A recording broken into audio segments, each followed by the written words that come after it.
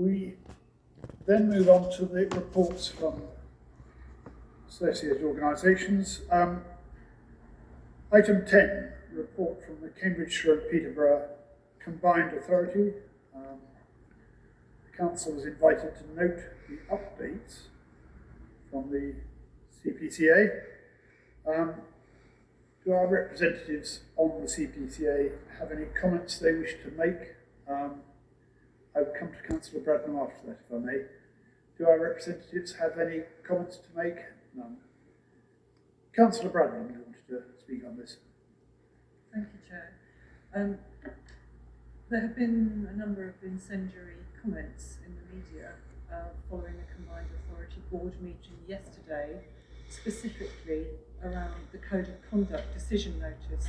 And I wondered if the leader could clarify the situation with that, please. Leader. Thank you very much. So I'll repeat what I said in the board meeting yesterday. So I'm completely content that an extremely robust process was undertaken by a subcommittee of the Combined Authorities Audit and Corporate Governance Committee, which is a committee that is created by statute. That subcommittee was a cross-party committee, and they reached a unanimous decision regarding the sanctions which they thought it was appropriate to levy on the mayor, and they were unanimous in their agreement that there was full publication of the report was not in the public interest.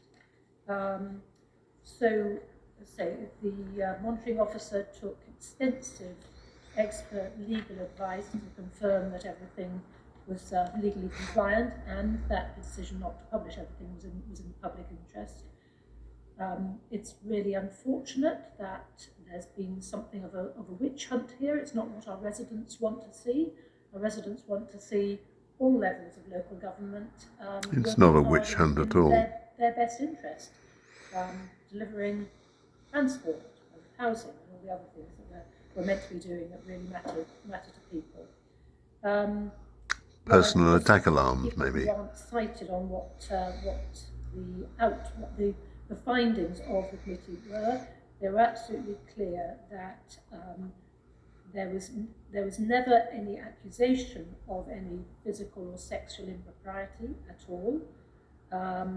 The mayor was found to have I'll find the right words there.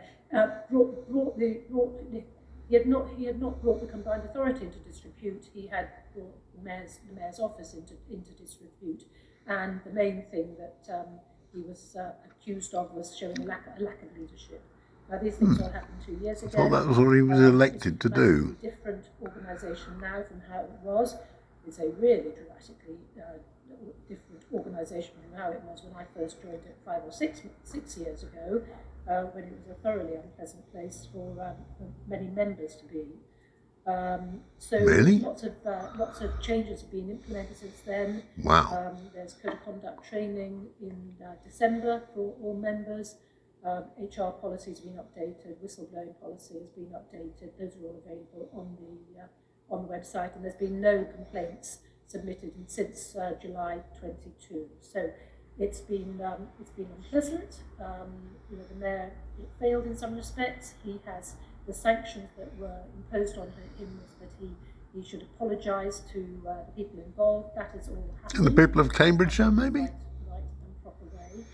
I think it's really important now that the Combined Authority draws a line under this and gets on doing the job I that don't. the majority of members of the board and certainly the majority of our residents want us to get on doing. Thank you for your question. Thank you, members. I think it was very helpful to have a report on that item, given the amount of recent coverage on it. I'm keen that we focus our debate today on the measures of the Combined Authority and don't stray too much into HR matters. Councillor Sanford, I think you had a comment on this. Yeah, thank you, Chair. The risk of being exceedingly picky, can I point out the report from the Environment and Sustainable Communities Committee on page 133, paragraph 1. The name of the substitute is just given as Councillor Doctor, which could be many people. I think it would be helpful if a second pair of eyes could review these reports before they're published to hopefully eliminate these glaring errors. Thank you, Chair. I'm not going to open a book on who Councillor Doctor might be around here. Councillor Bridget Smith. Thank you. We'll feed that back to the. We'll clarify that later. Councillor Lentel. Councillor Dan Lentel. Thank you, Chair. I am disappointed that the representatives of this council are treating this safeguarding incident at the combined authority as a minor issue. I think people have a right to feel safe in the workplace. I think officers have a right to feel safe in the workplace, and when they're being issued with personal attack alarms and junior members of staff are being told... Excuse me, I'm sorry, that's hearsay. That is hearsay. Sorry, point of information, if that maybe that will come at the end of the speech, please. Councillor Dan Lentel. It may well be hearsay. Here it is said. You know, it has been published in the newspapers. It is a matter of public record, and this would be an appropriate. This is why a report that has cost the residents of Cambridgeshire £1 million cannot simply be swept under the rug. But I do have a particular question, which is obviously this council has officers and staff who may have to interact with other organisations in our landscape. When a safeguarding breach occurs, as it has clearly occurred, what responsibilities does this council have to ensure that people who work for this council are kept safe? What responsibilities does this council have to inform staff when there are potential safeguarding issues? What training is available to those of us who are members of the council to know that we are, so that we understand our role in safeguarding? Again, this is about, I think it's hugely disappointing to say that a environment in which staff were made to feel physically unsafe to the point where they had to have home security increased is a minor issue. It is not. Thank you. Councillor Lentel. Leader, do you want to respond to that and perhaps deal with your point of information at the same time? Thank you. So I'm really disappointed in Councillor Lentel. You know, you are repeating hearsay in the newspapers. Sorry, I'm not repeating anything. I beg your pardon. I beg your pardon. Through you, Chair. Oh, sorry. thank you. I am disappointed, and I apologise. I am disappointed, Councillor Lentel, in that he is perpetuating hearsay in the newspapers, and quite what he wishes to achieve, I do. It's not hearsay, though. Point of information, Chair. This is not. Point of information, unless the leader wishes to give way, will come at the end of the Thank you. Thank you. So if through you, Chair, Councillor Lenthal would like to watch the recording of the meeting yesterday, where the issue of the code of conduct complaint was debated for 2 whole hours, you will see that this was treated as far from a minor issue. It was treated as a very, very significant issue. And you know, I'm not going to comment on gossip and hearsay, I'm afraid, but it was made. It's not very, gossip. very clear It was a freedom of information at the meeting request. that there was no accusation or implication other than gossip in the press. It wasn't gossip in the press, it was a freedom of information. So Sorry, the Bridget, mayor's you are failure to way out of failing line. Leadership, right? And by failing in leadership, he brought disrepute onto his own office. Now, I'm not going to, you know, I will not give any credence by repeating some of the things that Councillor Lenthal has chosen to say, but I think it's disappointing, and I think what I say about the residents of South Cambridge are certainly wanting the combined authority to get on and do the job, particularly in relation to buses, is probably perfectly correct. Councillor Lentel, you had a point of information. Can you keep it very brief and to the point, please? The point of information is that the information that is in the public domain has come from leaders of other councils who not only sit on the board, but who also sat on the committee. They have said that the mayor should resign. Why? Not because he's accused of, not, as far as we know, he has not done anything personally, but he has allowed a situation where staff were made to feel unsafe. That's what's happened. It's a major breakdown. And if that had happened here, I think we'd be taking it a lot more seriously. And my questions are, and I would like them to be properly answered, what are the responsibilities that this council has where employees of this council may be put in a room with somebody who is, making them feel unsafe? Councillor Lentel, we are on a point of information at the moment, and you need to be show that you're aware that South Cambs District Council has incorrect information. Do you have any evidence that South Cambs District Council has incorrect information as presented by the leader on this point? I'm happy to read an email from another board member that I've seen, which gives a very different perspective on this. But it's your position we need to hear here. My position is people have a right to feel safe at work. People have a right not to be bullied out of councils, as Philippa Hart was. And this is not a minor thing, and it shouldn't be treated as such. Thank you. Right, I'm not sure that was a point of information, but I will ask the leader if she wants to respond any further or chooses not to do so. Before we move on to other speakers. So rather than relying on the media for factual information, through you, Chair, I would recommend that Councillor Lentil and anybody else looks at the reports that were within the combined authority papers for the facts, rather than relying on the press, which might well have been fed information by individuals who are politically motivated rather than motivated by the need to perpetuate the truth. On his other questions about safeguarding, they bear absolutely no relation to the item on our agenda. I'm sure that officers can supply him with the details of this council's responsibilities on safeguarding. As I see it, it doesn't relate to the agenda item. Yes, the leader is quite right to remind me I should bring this back to the agenda item. And I'm sure Councillor Paul Bearpark, who I have next on my list, intends to do that. I will, Chair. The leader mentioned the local transport and connectivity plan at the beginning of the meeting. I'd like to ask the leader if she welcomes the approval of the local transport and connectivity plan. Leader. Thank you. I think everybody in Cambridgeshire and Peterborough welcomes we finally got this over the line. It should have been got over the line in September, but the then leader of Peterborough Council decided to vote against it. And you might be aware that either the two transport bodies, the Cambridge County Council or Peterborough Unitary Council, have veto over it. So it was deeply disappointing and a complete surprise to everybody in the room when he decided to vote against it. However, he is now a thing of the past as far as the combined authority is concerned, other than the fact I think he's still on scrutiny and overview.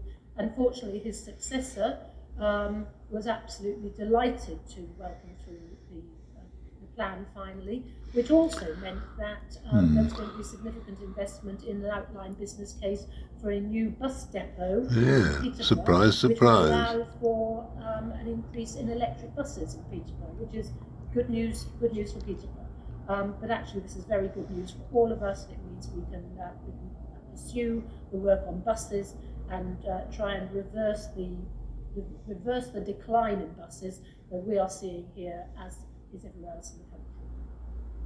Thank you for your question. Councillor Heather Williams. Thank you, Chair, and through yourself to the leader. I've heard what's been said in relation to the other questions to the Mayor's conduct, and ultimately, myself, members of my group, we're not on anything at the combined authority, so we need this time to obviously ask questions, things that have gone on. The leader has expressed what he said about the Mayor, but I am a little confused as to whether it's the Mayor or the Mayor's office. And I say that because we've had it referred to Mayor, but not the office. There are other individuals that, if we are to believe what has been said, were involved in some incidents.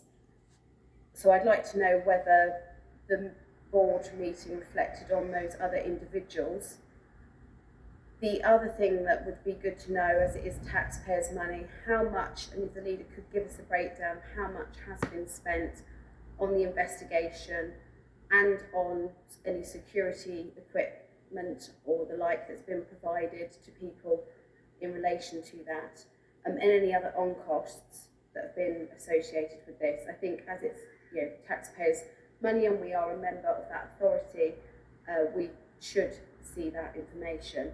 And I think my last question, Chair, will be, does the leader agree that people, if they do feel unsafe, and it is subjective to the individual, that they should be able to speak out and other people should be able to defend them, whether in public, whether in the press, or whether in the chambers?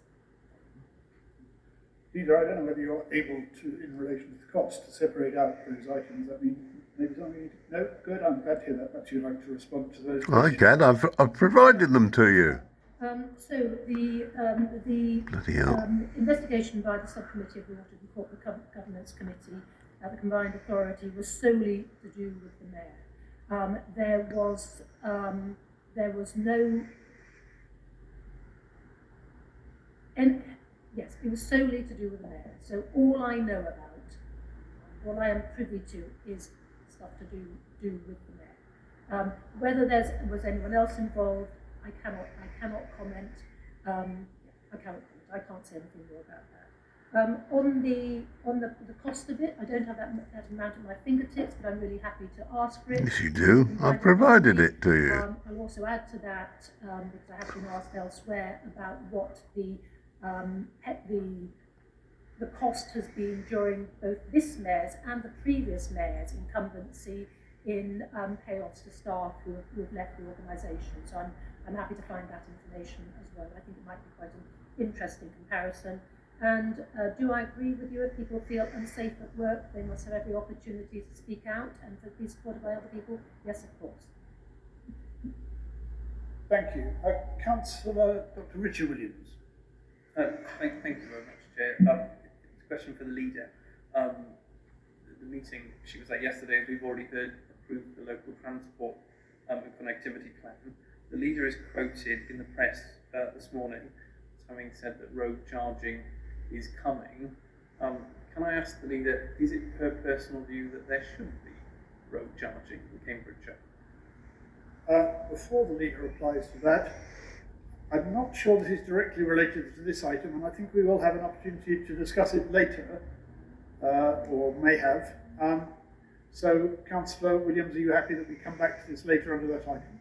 Not really, Chair, because it's related to the approval of the transport connectivity plan and the leader's comment on that. We have already discussed the transport and connectivity plan. I think the leader mentioned it herself. So, to my mind, it's legitimate to ask a question on that. Leader, I think we can take it under that item if you're happy to respond. Yes. Okay, so depending on which press you read, I have been misquoted in one and accurately quoted in the other. So there was a debate which Councillor Bowden, the leader of Fenland, said that it was vital that the LTCP was future-proof and that it couldn't be a document that didn't meet the needs for some years to come. So I supported what he said, and in that I said that is one of the reasons why road charging still needed to be included in the LTCP as an option, because there are various documents. Can I wait this one? There's various documents, all right, quite clearly showing that this government, and more than likely any future government of a different persuasion. Perhaps, Leader, you could just tell us what the document is you were waiting for. Can't all read the fine print. Thank you. So this is from the House of Commons Library. It's called Local Road Charges. It's dated 14th of March 2018 by Louise Butcher. So that's from the current government. So the point I made was that when I said that road charging was coming in some shape or form, irrespective of what party was in charge of the country, that we need to be able to accommodate that. So, and my personal view about Cambridgeshire, I haven't made a personal view about Cambridgeshire. Right, members, Really? I think we've gone into that in sufficient detail. We have no need for a vote on that item. We're merely noting the update. Greater Cambridge Partnership, item 11.